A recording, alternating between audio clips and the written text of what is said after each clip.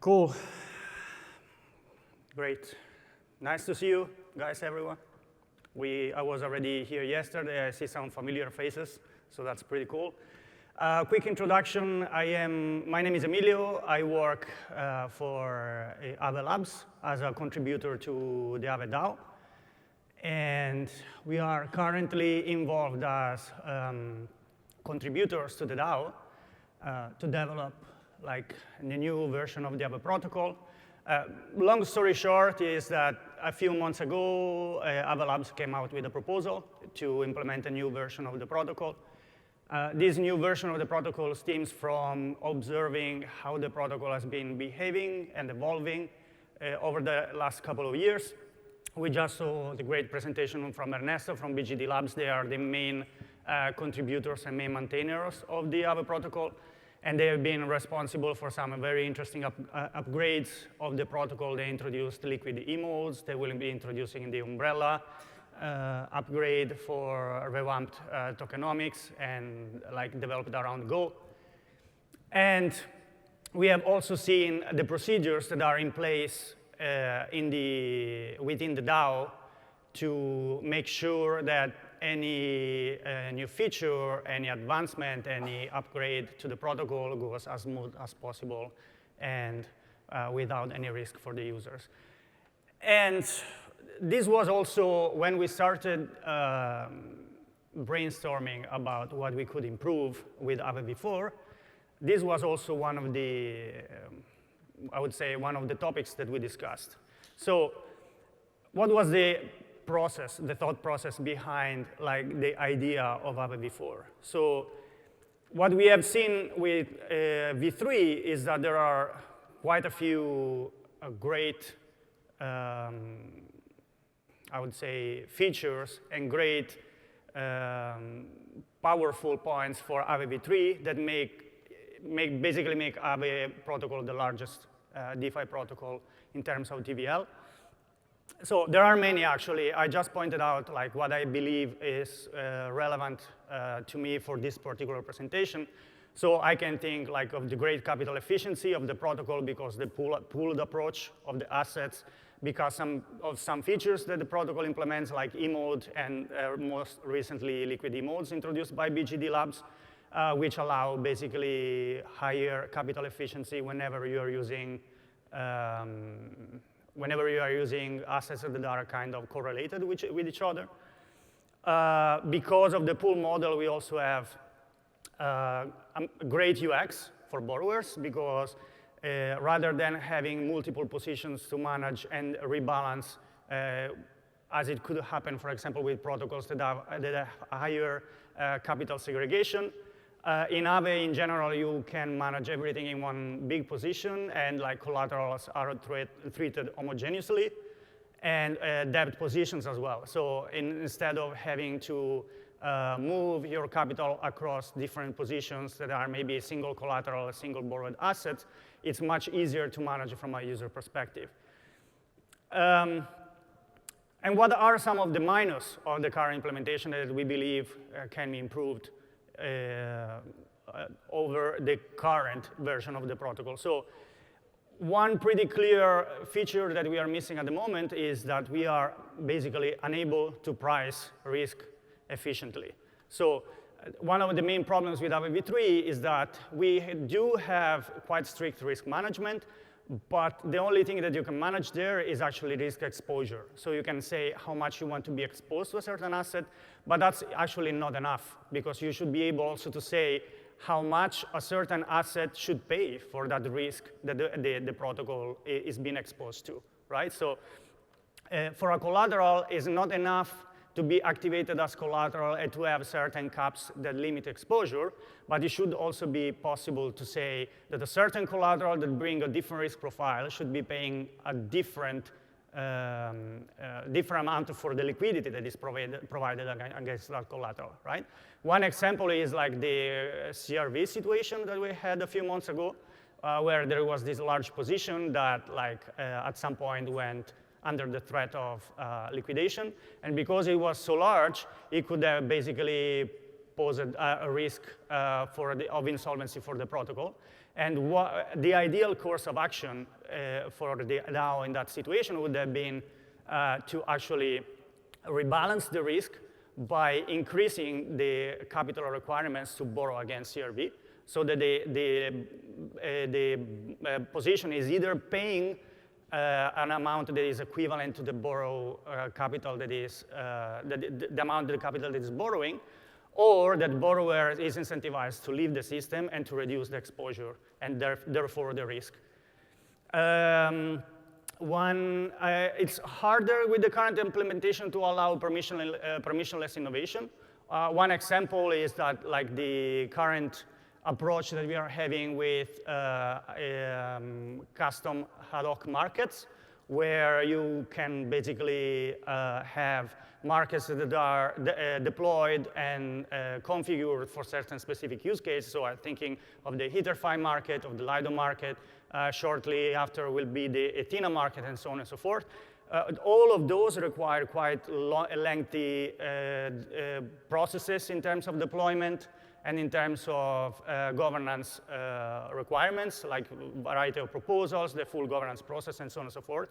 It would be better, in my opinion, if there were a way for users to actually, and for entities that actually want to use and want to configure their markets for their own needs, it would be better if they could do them by themselves, and then eventually being endorsed by the Aave DAO and being supported with the risk management and everything else that comes by being endorsed with the DAO.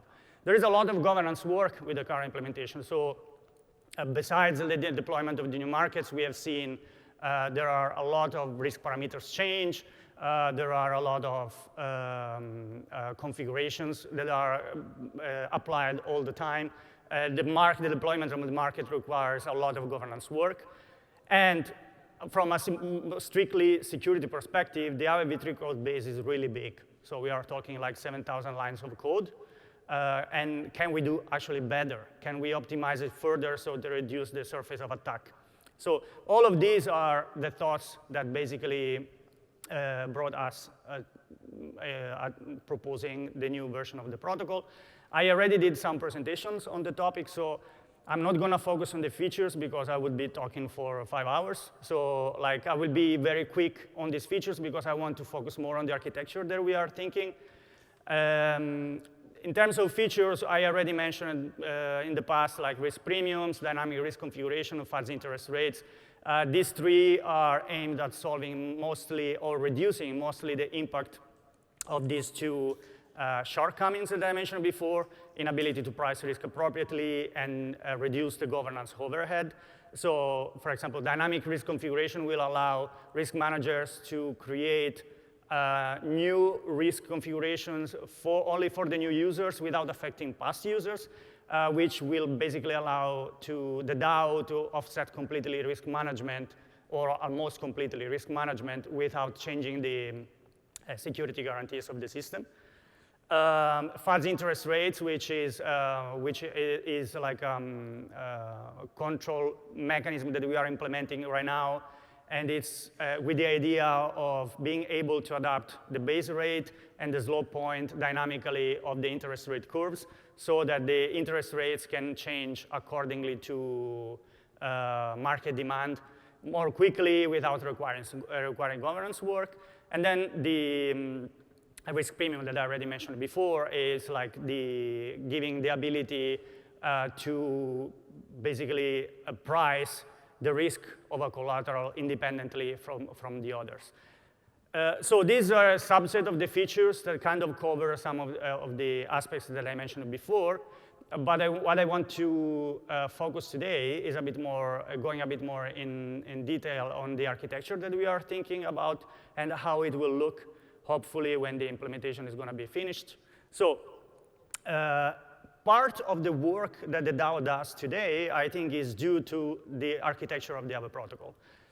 Because of the design of the Aave protocol, the pool design, and like the monolithic approach that we took when we designed Aave V1, V2, V3, it is a bit harder to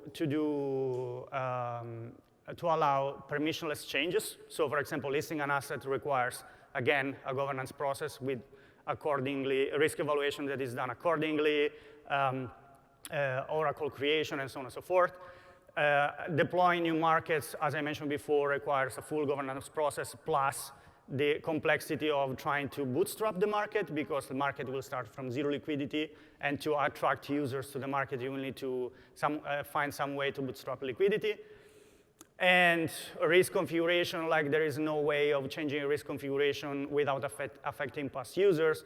So every time you try to reduce the liquidation threshold, if you want to offboard an asset, for example, you need to slowly reduce it by 1-2 percentage points to prevent users from getting mass liquidated, and so on and so forth. There are a lot of aspects. So a very general, I already mentioned in previous presentations, a very general abstraction level. We are thinking of separating part of the protocol in a way that we can create a more modular approach. So what I mean by that, if we look at the current Aave protocol implementation, but even the past, that's the part that kind of sparked this idea of modularizing a bit more the architecture. In the protocol, that is a monolithic piece of software where we have this pool contract that basically handles all the user interactions. Of course, internally, there is modularization, so we have split the code in libraries, subcontracts, and so on and so forth. But this modularization is, I would say, top-down, because at the top level of abstraction, you don't see it. You see one piece of software, it is the pool, and then going deeper in the architecture, we'll see the different aspects and different modularization within the code. And we can basically identify two main layers within the Aave protocol code. One is the liquidity management part, and the other part is the borrowing management. So if we think specifically about the liquidity management, and we observe how that part evolved over the 3 iterations of the Aave protocol, we can basically notice that there was essentially no change. So everything that was related to liquidity management, interest rate management, indexes, accounting, and positions management, and so on and so forth, is basically unchanged compared between V1, V2, V3.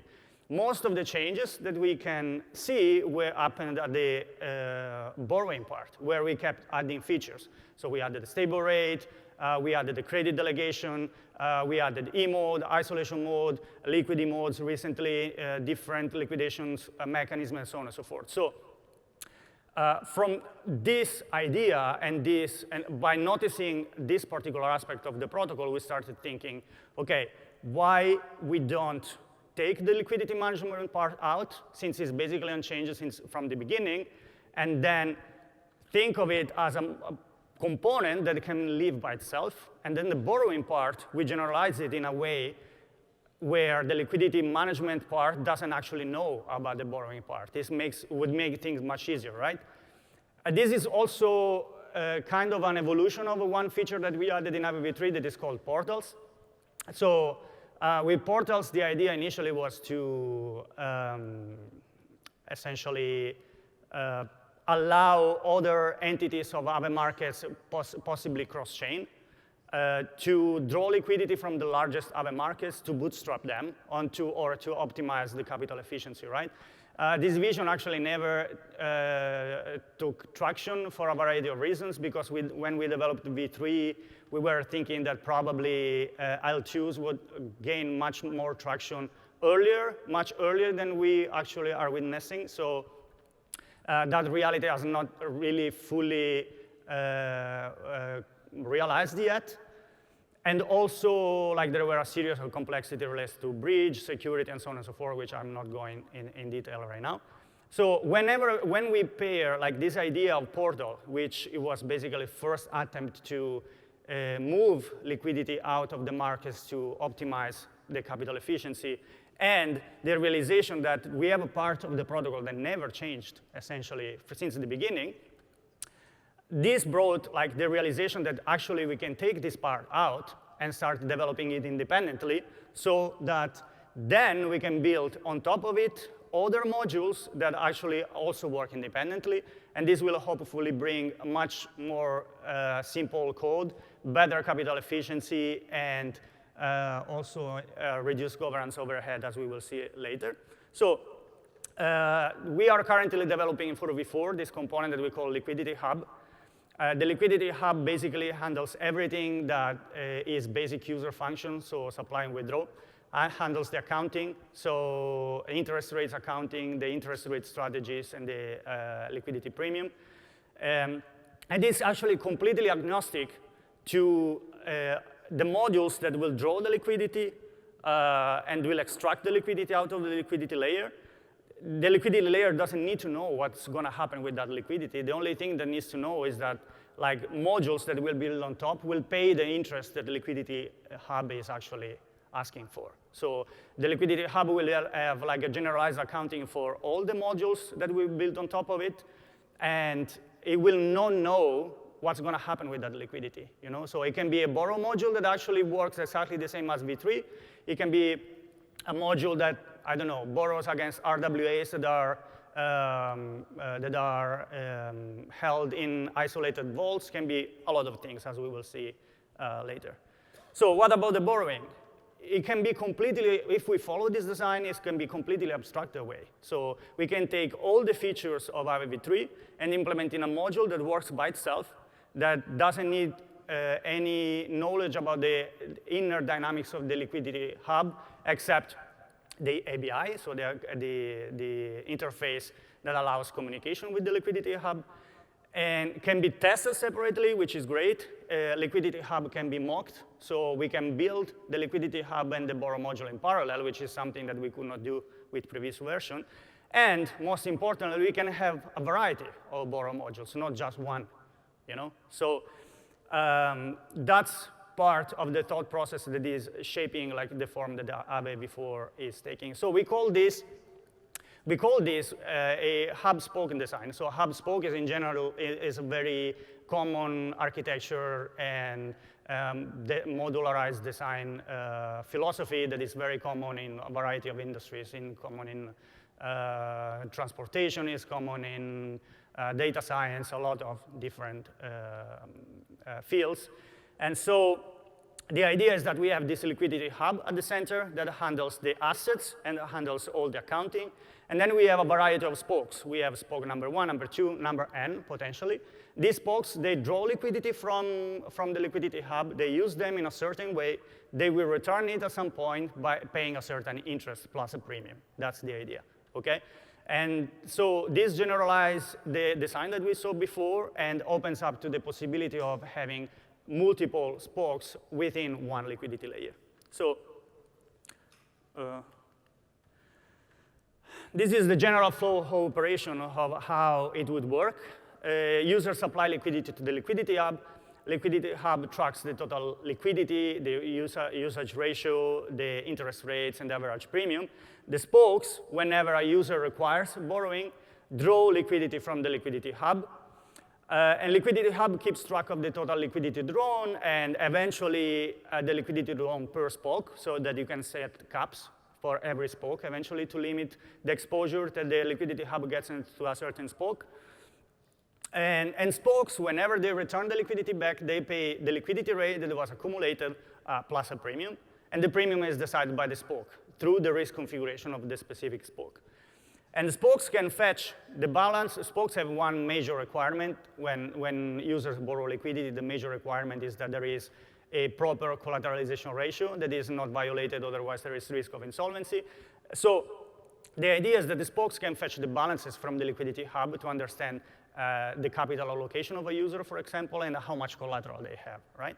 So this poses a few challenges. So what we are thinking is, OK, how do we manage multiple spokes fetching balances from one liquidity hub? That can get very, very complicated very quickly. And the reason is that it's really hard to understand when a user supplies liquidity, if, for example, a user is borrowing from a variety of different spokes, to which spoke that collateral is being allocated to, right? So we are thinking of a variety of designs. One design that we are thinking about is the potential of using, for example, a master spoke. So we will have a master spoke. The master spoke is the only one that is allowed to draw liquidity from the liquidity hub and also use the accounting within the liquidity hub to calculate collateralization factors. And then we have secondary spokes that can be n, an unspecified number, which the only capability they have is basically to draw liquidity and return it. But the collateral and the collateralization ratio needs to be accounted in and stored in a different venue than the liquidity hub. So basically, this would be a fully generalized portal design. This is currently the design that we are evaluating for the liquidity hub and the spoke design, but it's not the only one. The cool part is that thanks to modularization, we already started the liquidity hub, and we have the luxury eventually to decide which design we want to use much further down the line, because we can afford to develop the liquidity hub basically independently from the rest of the protocol. So the secondary spokes, if we go with this design, which is still not 100% guarantee, but is currently the design we are leaning into, the secondary spokes can be anything. They can be isolated collaterals, they can be RWA-based, or they can even be other liquidity hubs, which is the cool part that enables a lot of interesting aspects that I will talk about shortly.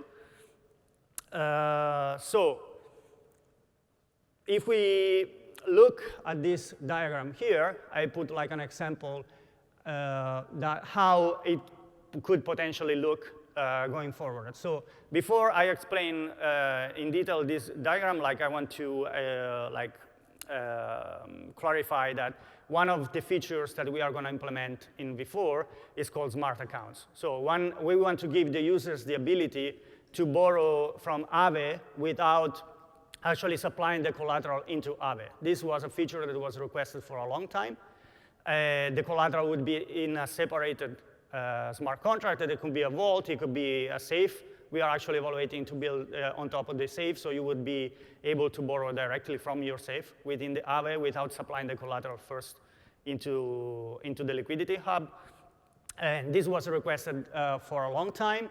And the reason why users are requesting it is that either they don't want to take the risk, the liquidity risk, by earning, I don't know, like just a few percentage points of interest, or they cannot, for legal reason, mix their collateral with other assets of unknown origin within the Aave pool.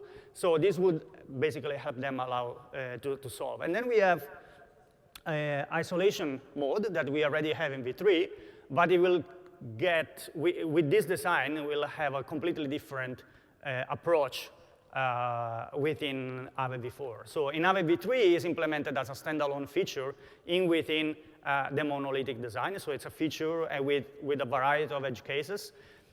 With this approach, actually, isolated assets, they become a separate market.